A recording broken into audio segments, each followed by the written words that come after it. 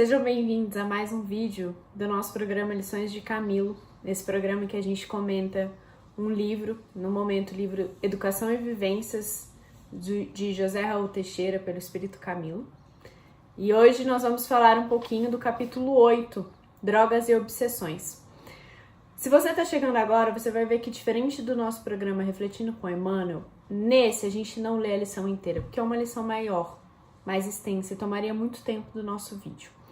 Então, eu já li, vou trazer alguns breves comentários e fica o convite para que você leia o capítulo discutido a cada vídeo depois, com calma, refletindo e aprofundando ainda mais os seus conhecimentos.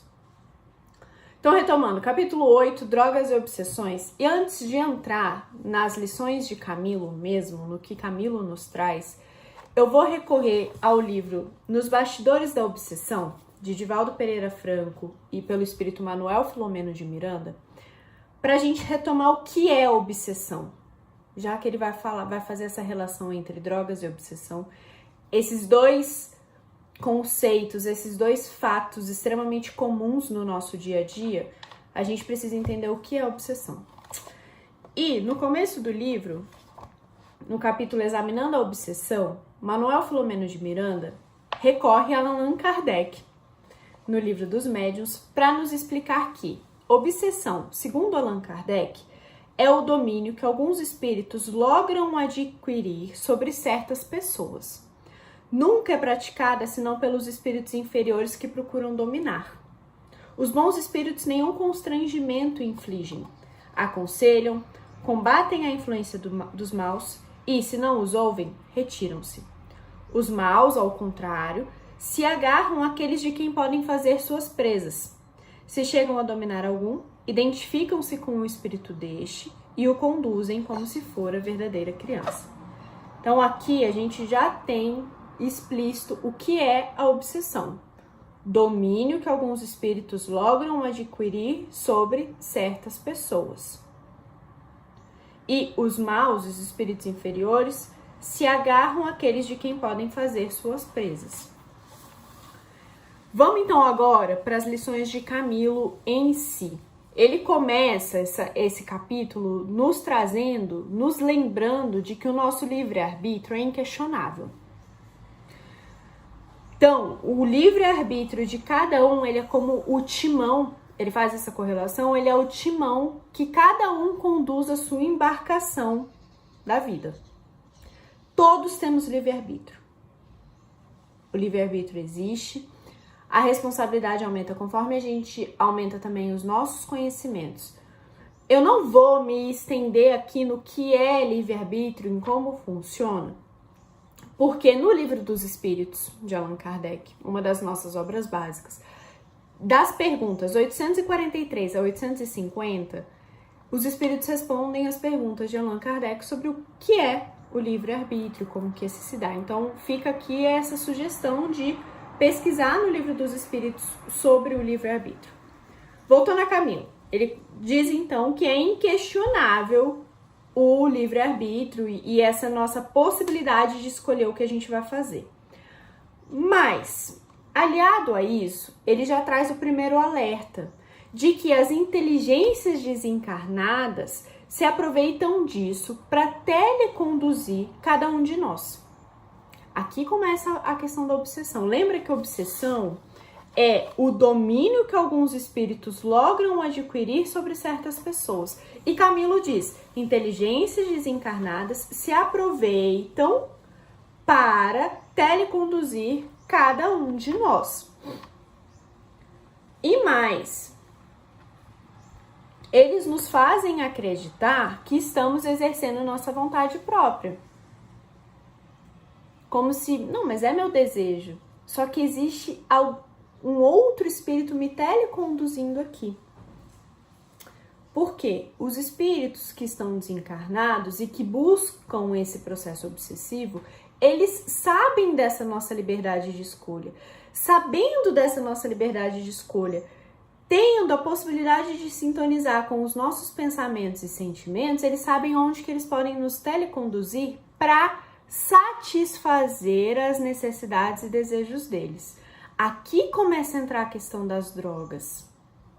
Alguns dos espíritos desencarnados, eles não se desligaram completamente da matéria ainda. E eles ainda precisam desses prazeres mundanos, tais quais as drogas, para continuar preso ao mundo, para continuar preso à matéria. E ele vai se utilizar da liberdade de escolha de algumas pessoas que estão muitas vezes afastadas de elementos que contribuem para a nossa elevação, para satisfazer esses desejos pessoais deles, nos fazendo de presas. Então veja como que vai acontecendo esse processo obsessivo no que diz respeito às drogas. É inevitável dizer, os estudos científicos já dizem, as drogas trazem sim prazer. Isso não está em questão aqui, a gente não está dizendo que as drogas não geram isso, elas geram esse prazer, tanto que grande parte da população está presa a elas. A questão é que essas drogas trazem um prazer mundano, um prazer temporário, fugaz. Diferente do que a gente busca quando a gente se conecta com o espiritismo e entende que esse momento que a gente está vivendo, esses prazeres mundanos, eles são temporários e não é esse o nosso objetivo principal. Existe algo para além daqui, existe algo maior do que isso aqui que a gente está vivendo. Mas retomando a Camilo, eu quero ler 2 trechos agora para a gente continuar nessa discussão. E o primeiro é o seguinte: o passo inicial para o despenhadeiro ou para o lodaçal é dado pelo indivíduo desarticulado dos bens da vida. Entretanto, a continuidade do horror, que de começo agrada, anestesia, excita e convence. Então, sim, a droga ela traz esses pontos de início, mas não é algo, como eu estava dizendo, eterno, não é algo que vai nos acompanhar por muito tempo. Ele é frágil. Os espíritos que querem o processo obsessivo, que querem se satisfazer, eles vão se aproveitar disso, evidentemente. É isso que eles estão precisando, é isso que eles querem nesse momento. E num processo obsessivo, eles vão de vítima em vítima. Então, se eu dou essa brecha agora, eles vão me utilizar, eles vão me teleconduzir, jogar essas influências e essas sugestões. Se eu capto, ótimo, eles ficam comigo. Eu viro presa deles, como disse Allan Kardec no Livro dos Médiuns. Agora, quando eu começo a me trabalhar, quando eu entendo que, bom, não é isso que eu quero para mim, existe algo maior, que eu quero me aliar a isso, fico mais conectada com os espíritos benfeitores, esse espírito obsessor, ele percebe que ele aqui não tem mais espaço para ele. E ele vai em busca de uma nova vítima. E aqui é outra coisa, outro ponto que eu queria comentar, que Camilo fala o seguinte: são várias as causas. Conforme a gente vai estudando espiritismo, a gente aprende que a obsessão tem várias causas. Pode ser por vingança, por simpatia, como foi o processo que eu acabei de descrever, ou por vingança. Se eu sou alguém, um espírito que esse irmão esteve preso na última encarnação, eu lhe fiz algum mal, ele quer me fazer mal agora. Então a gente tem um processo de vingança. E Camilo nos explica o seguinte: no vasto ambiente do uso de drogas pelo mundo afora, não encontramos um viciado que não esteja filtrando a energia venenosa e viciosa dos comparsas trevosos que, por vingança, por simpatia ou por oportunismo comum, locupletam-se nessas almas desatentas e invigilantes. O que é o oportunismo comum? Sou eu numa festa, me oferecem. Não, eu não gosto, eu não quero, mas eu tô na festa, eu tô ali mesmo, não tô fazendo nada, todos os meus amigos estão fazendo, então por que também não? Esse é o oportunismo comum. Às vezes esse espírito obsessor, ele nem foi comigo pra festa. Ele foi com meu amigo. Mas quando eu tô naquela roda, entro no jogo, entro naquela forma de estar, aquele espírito obsessor, ele vira e fala assim: opa, ali também tem uma oportunidade pra mim, naquela mulher. Então, talvez eu possa ficar próximo dela. Ela também vai por esse caminho. Então, essas são as 3 principais: simpatia, vingança, oportunismo comum. Olha que importante a nossa atenção. Ah, Laís, você tá dizendo então que não é pra eu ir pra festa porque na festa tem droga e lá eles vão me acompanhar? De forma alguma, não é isso. Não é isso. A questão é a gente entender como que se dá esse processo obsessivo relacionado às drogas e estar mais consciente das escolhas que a gente vai fazer lá. Consciente, inclusive, de que às vezes a gente pode ser teleconduzido por esses espíritos que querem nos conduzir para um caminho que não é o que eu quero. E eu faço isso achando que é a minha liberdade de escolha. E depois, esse é o trecho inicial da lição de Camilo, desse capítulo 8, que já é muito denso. A gente já ocupou bastante tempo só com essa parte inicial. Mas depois Camilo vem com orientações, né? Bom, então você me falou tudo isso, você me explicou como que acontece e o que que eu faço. Existe algo que eu posso fazer? Sim, existe. Claro que existe. A gente precisa lembrar que a doutrina espírita ela é uma doutrina que ela também vem trazer soluções, ela vem trazer caminhos, cada um dentro da sua evolução, do seu processo evolutivo. Então, o primeiro que Camilo nos traz é para aqueles que vivem com drogaditos, e aqui eu adiciono aqueles que são ex-drogaditos, que estão tentando sair das drogas também, sintonia com os emissários do bem, como oração, evangelho no lar, uma leitura edificante. Então, esse é o primeiro. Sintonia com os emissários do bem. Ainda nessa parte em que Camilo começa a nos trazer caminhos pro que a gente vive, eu acho importante ressaltar o seguinte. Quando a gente está falando de um processo obsessivo, a gente precisa lembrar que os espíritos não querem ser incomodados em seus interesses. Esses espíritos que estão exercendo o domínio, eles não querem ser incomodados nos seus interesses. De se manter preso a uma matéria, de buscar uma vingança, de continuar aproveitando desses prazeres mundanos estando desencarnado. Então, quando eles sentem que estão sendo atrapalhados e incomodados, a tendência é que eles ataquem mais. Então, quando um familiar de um drogadito começa a se esforçar na oração, a se conectar com os emissários do bem, a fazer o evangelho no lar, a frequentar a casa espírita, esses espíritos ficam mais irritados e eles vão atacar mais. Como que eles atacam mais? Eles vão agitar problemas íntimos. Então, se eu tô com um problema, por exemplo, com o meu marido, é como se eles vão, através de induções, de sugestões, me incitar ainda mais a ficar brava com o meu marido.